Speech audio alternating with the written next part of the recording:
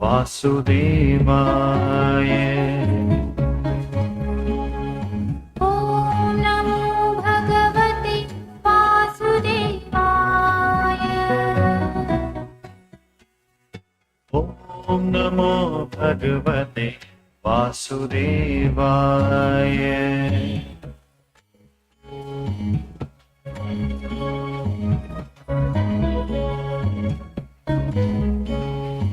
ॐ नमो भगवते वासुदेवाय। ॐ नमो भगवते वासुदेवाय। ॐ नमो भगवते वासुदेवाय।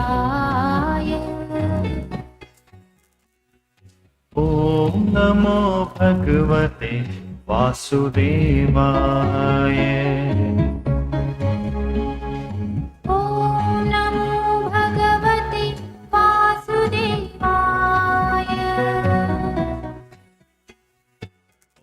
ॐ नमो भगवते वासुदेवाय। ॐ नमो भगवते वासुदेवाय।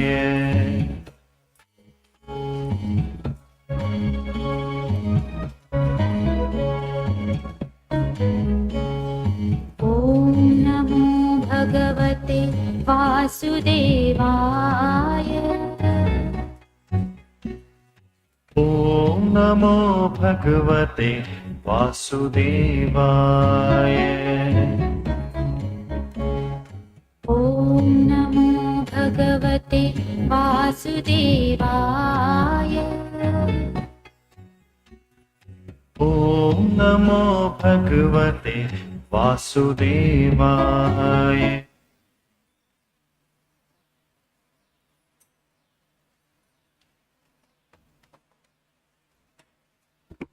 Good morning, all of you. Open your prayer book. We'll chant the prayers on page 7 and 8 together. Om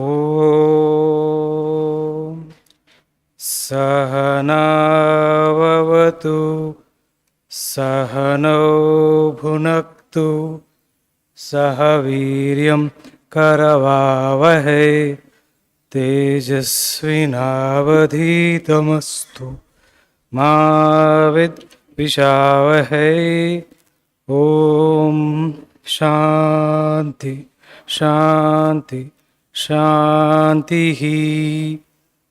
ॐ असतो मा सद्गमय तमसो मा ज्योतिर्गमय मृत्योर्मा अमृतंगमय। ॐ शान्ति शान्ति शान्तिः। Go to page 64 in your prayer book. This life is short. The vanities of the world are transient, but they alone live who live for others. The rest are more dead than alive. So these are the words of Swami Vivekananda, and here Swamiji is expressing his views on helping others or doing something for others. Swamiji says, by nature we human beings are meant to help others. We should always try to do something for others.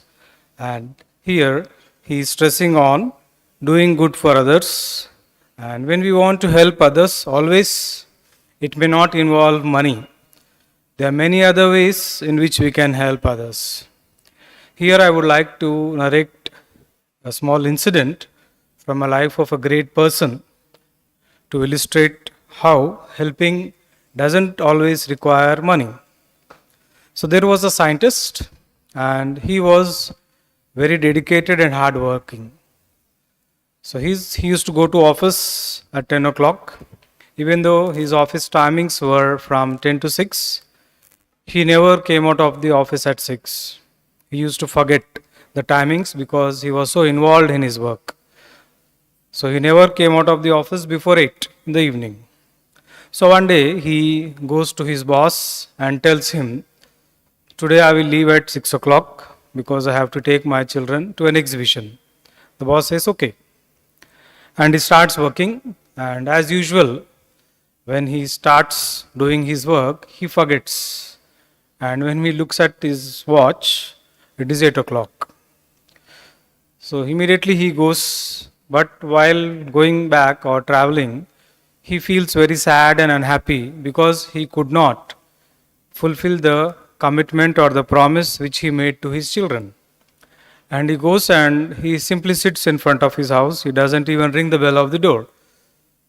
After a few minutes, a car comes and stands in front of their gate, and his children come out of the car happily shouting, and they have balloons in their hands, and they have some chocolates.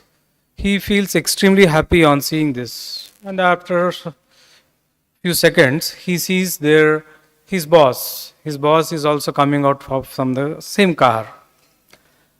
And so he understands that his boss has taken his children to the exhibition. So on asking, his boss says that at 6 o'clock he came to remind him, but he was so engrossed, he was doing his work so sincerely that he did not want to disturb him. So his boss goes home and takes his children to the exhibition and fulfills his promise. So the name of the boss is Dr. Abdul Kalam, and he has such unique qualities, that is why he could become so great. So this is a classic example to say that when we want to do something for others or when we want to help others, always it doesn't require huge amount of money or lot of money. You can always do something for others with or without money also. So that's why Swamiji again says, if the Lord grants that you can help any one of his children, blessed you are. Do not think too much of yourselves. Blessed you are that privilege was given to you when others had it not. Do it only as a worship. So here again Swamiji says, when we get an opportunity or chance to help others, we should feel that it is a blessing given by God. We are not doing a favor to the person by helping, but God is doing a favor on us by giving that opportunity to help others. So when we do something for others, we should never expect that person to do something in return for us. If we expect that, the value of that help is lost. Here also I would like to narrate a small anecdote. This is from olden days, right, when we did not have watch or clock. So there was an old woman in the village and she had a cock. And every morning the cock used to crow, right?